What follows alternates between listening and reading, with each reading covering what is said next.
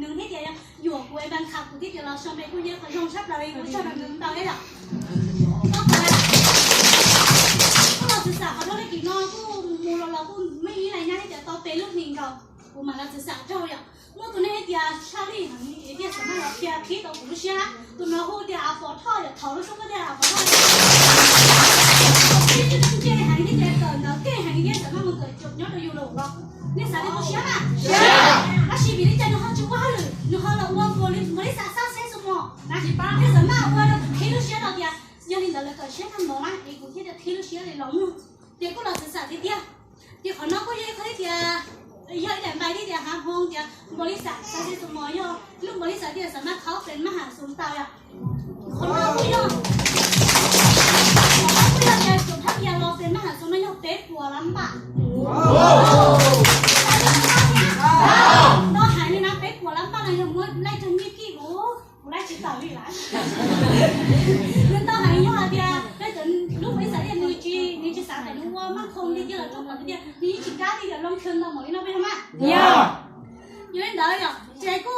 คนนั้นน้องผู้หญิงเขาเรียกสถิติเดี๋ยวบริษัทเป็นบริษัทชี้ชงเขาลอยนึกว่าสามารถที่จะติดอันดับที่ชี้ของสมาคมไข่โกงของประเทศไทยอย่างนั้นเนาะที่เขาจะสอนต่อสู่นั้นนึกว่าย่อเป็นภาษาที่เขาชี้เราเห็นก็ชี้สุริยาอย่างสิ่งที่บริษัทที่เราเป็นเนาะก็ที่อ้อที่เป๊ะที่เปล่าเนาะนึกว่าตอนเราเป๊ะโชว์แต่ลูกโชว์แต่จริงเนาะติดอันดับที่อ้อที่เป๊ะที่เปล่าเลยเนาะซึ่งถ้าชี้ลูกบริษัทเนาะนึกว่าตอนชี้ชงสามารถติดอันดับที่ชี้เป็นสายที่บนใจเนี่ยจริงตอนเดี๋ยวเลยจ่าเราต้องได้ยิ่งโอกาสเป็นอันดับที่ต่อซื้อดิ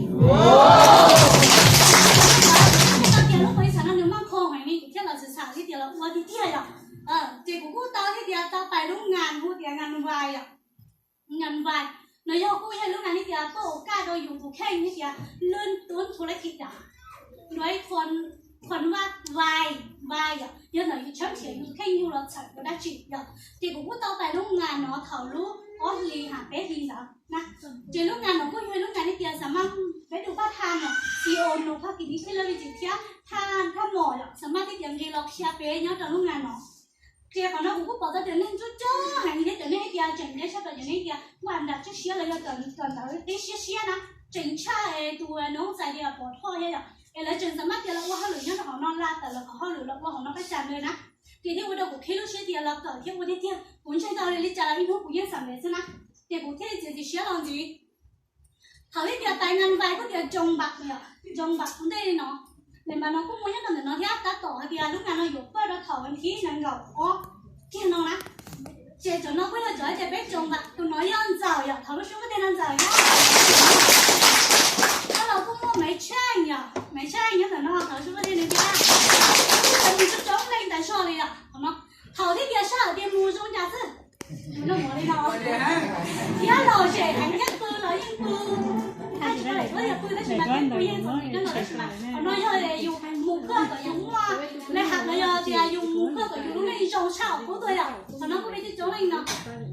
เขาจะไปเขาลูกงานไปหรือผู้ชมเลยอ่ะผู้มัวไปเดี๋ยวไปจะโจเลยเดี๋ยวเขาไปเกิดตาไปหลังแต่โอเคเดี๋ยวน้องตัวได้จีเดี๋ยวน้องน้อยปกติอยู่หรอฉันได้จีอ่ะเขาน้องก็เดี๋ยวเจ้าตัวเนี้ยน้องเดี๋ยวตัวแค่แค่ตัวจีโดนหมดเลยอ่ะเขาช่วยก็ได้หรอ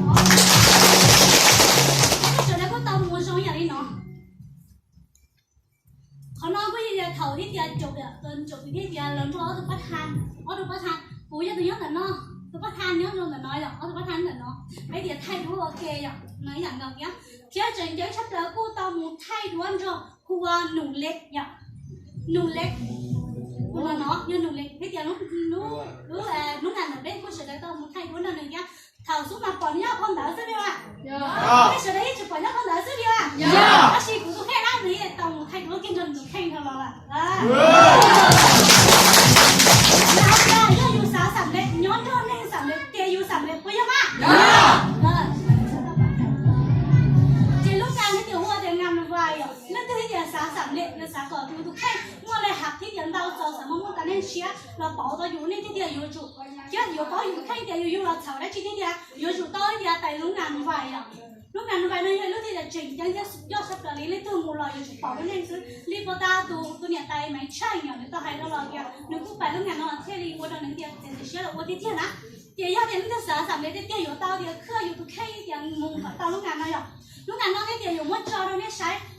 cho là nó cái tiền đi sắm đang chỗ của cái tiền thiết rồi chuyển một cái tiền à cái bó nào đó chỉ tao lọt xong to con nữa rồi cái tiền xong to cho nên nó mất cho nên là cái tiền dùng kia trồng qua cái tiền có dùng canh tao là dùng sắm mắt kia tao trở nên cái có dùng sắm mắt là hạt tao rồi tiền tao lo thầu thế tiền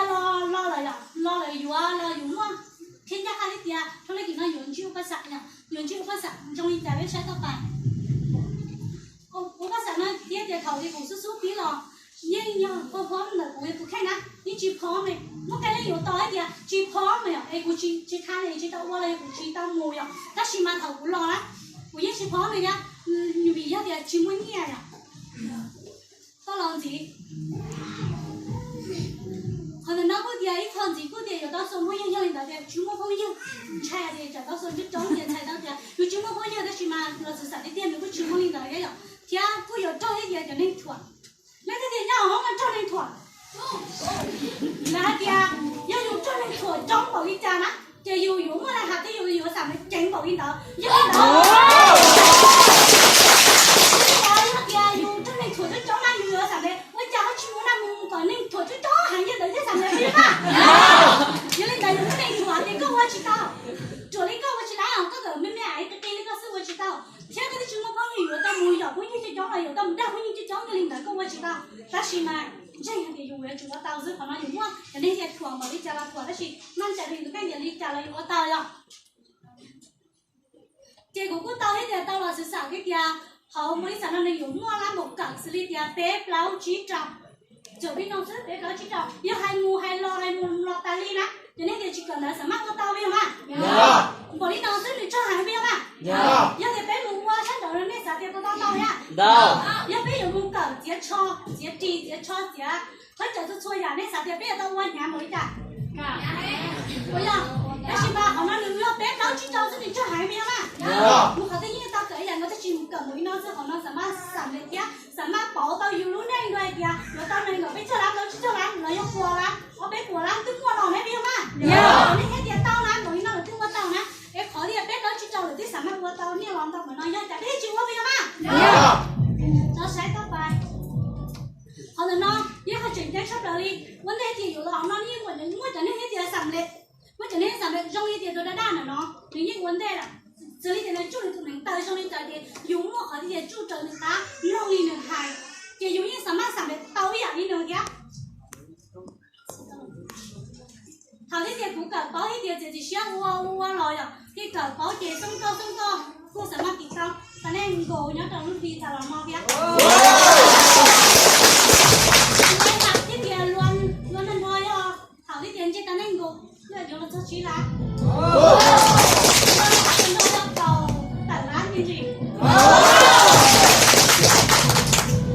nó cho nói là cô tiền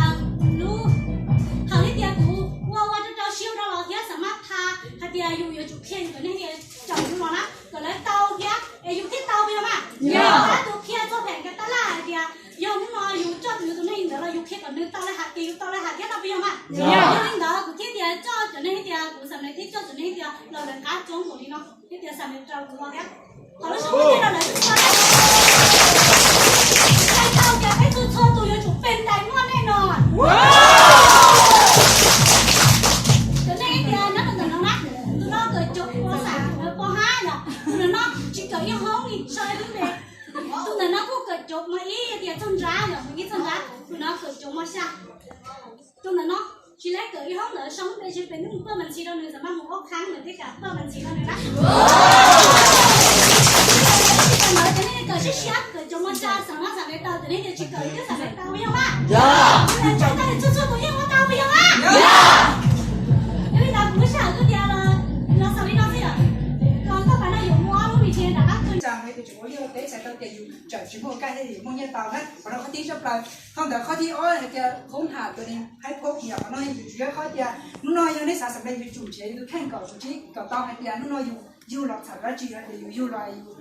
dù lọt nhưng này dù bị trái cứ ra chỉ nóซึ่ง ok ไป เดี๋ยวขอเดี๋ยวเขาที่อ่อนลูกงานให้เดี๋ยวค้นหาเองเราจะเฉยอยู่ทุกแข่งซึ่งเดี๋ยวมั่วลูกงานนอนเยอะลูกงานมุ่งเดี๋ยวงานไว้เราเดี๋ยวงานค้นหาคุณค่าเราเดี๋ยวค้นหาชีวิตของเองให้เดี๋ยวอยู่เราเฉาเดี๋ยวได้จีนะเดี๋ยวเราได้ต้องการลูกงานเราหลับไม่ไปรอไม่ชัวร์ทุกทีสักแค่มองไม่สามารถมัวต่อหรืออย่างเราที่ตัวอย่างสำเร็จต่อทุกทีอย่างเราขอเดี๋ยวนี่อยู่เพราะเดี๋ยวอยู่แค่อยู่เราเฉาเราได้จีให้เดี๋ยวแล้วทีนี้เดี๋ยวเต้าจงไปละเดี๋ยวผมมั่วมึงไปยังตีจะสาเด็กพี่จุ่มมือเส้นผมว่าให้เจ้าได้ผมเดียเดี๋ยวได้ตีอยู่ว่าธุรกิจก็สำเร็จที่เตียนแนะนำจีนเจ้าข้าเจ้างานให้ยังบริษัทนะที่จะสำเร็จแนะนำเนี่ยไปกับเตียนซึ่งอยู่เราทำได้จีนนะถ้าเดี๋ยวเขาที่เป๊ะจะตั้งเป้าหมายให้ง่ายเล็กสักทีน้องดีกันหน่อยจุดมั่วลูกหอกเที่ยงล่ออะไรไปก่อ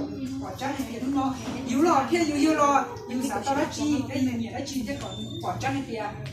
ก็รู้เดี๋ยวก็จะไปจีนก่อนจะสามารถที่ได้การหาเตาของได้ข้อจีเป๊ะอยู่เตาเฉยแค่เดียวถ้าเดี๋ยวเราขอเดียเขาที่เปล่าเดียความเสื่อมหนึ่งมันก็เป็นจังอย่าเดี๋ยวน้องอยู่จริงจังนี่สาวเดียวก็ต้องต้องไปใช่ไหมตัวอย่างนี่อย่าเดี๋ยวน้อง